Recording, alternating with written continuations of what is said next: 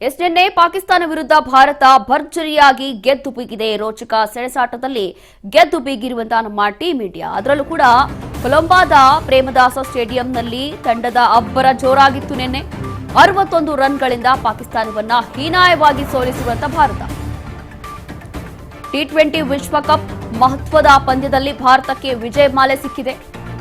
Pakistan ಮಣಿಸಿ super 8 ರ ಹಂತವನ್ನ ತಲುಪಿದೆ Bharat.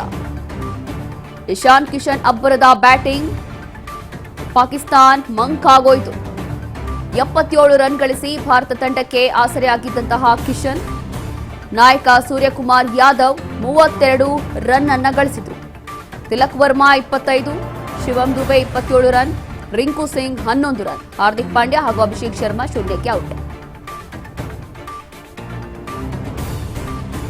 T20 ವಿಶ್ವಕಪ್ ಮಹತ್ವದ ಪಂದ್ಯದಲ್ಲಿ ನಿನ್ನೆ ಸಿಕ್ಕಾಪಟ್ಟೆ ಕಾಂಪಿಟೇಷನ್ ಇತ್ತು.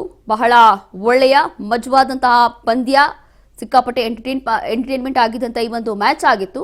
ಅದರಲ್ಲೂ ಕೂಡ ಎಲ್ಲರೂ ಕೂಡ ನಿರೀಕ್ಷೆ ಇಟ್ಕೊಂಡಿದ್ರು 100% ನಮ್ಮ ಇಂಡಿಯಾ ಟೀಮ್ ಗೆದ್ದೇ ಗೆಲ್ಲುತ್ತೆ ಅಂತ ಹೇಳಿ ಎಲ್ಲರೂ ಕೂಡ ಶುಭ ಹಾರೈಸಿದ್ರು. ಅದರಂತೆ ಒಂದು ಒಳ್ಳೆಯ ಟಕ್ಕರನ್ನ ಕೊಟ್ಟಿತ್ತು.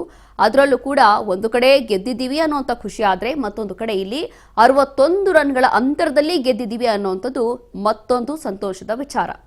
ಹಾಗಾಗಿ ನಿನ್ನೆ ನಡೆದಿದ್ದಂಥ ಈ ಒಂದು ರೋಚಕ ಸೆಣಸಾಟದಲ್ಲಿ ಟೀಮ್ ಇಂಡಿಯಾ ಭರ್ಜರಿಯಾಗಿ ಗೆದ್ದಿದೆ. ಹಾಗಾಗಿ ಇಡೀ ಭಾರತದಾದ್ಯಂತ ನಿನ್ನೆ ರಾತ್ರಿಯಿಂದ ಸಂಭ್ರಮಾಚರಣೆ ಕೂಡ ಸಿಕ್ಕಾಪಟ್ಟೆ ಜೋರಾಗಿದೆ. ಅದರಲ್ಲೂ ಕೂಡ ಬೇರೆ ಮ್ಯಾಚ್ಗಳು ಅಂತಂದರೆ ಒಂದು ರೀತಿಯಾಗಿರುತ್ತೆ. ಪಾಕಿಸ್ತಾನ ಹಾಗೂ ಭಾರತದ ಮ್ಯಾಚ್ ಅಂದರೆ ಮತ್ತಷ್ಟು ರೋಚಕ ಆಗಿರುತ್ತೆ.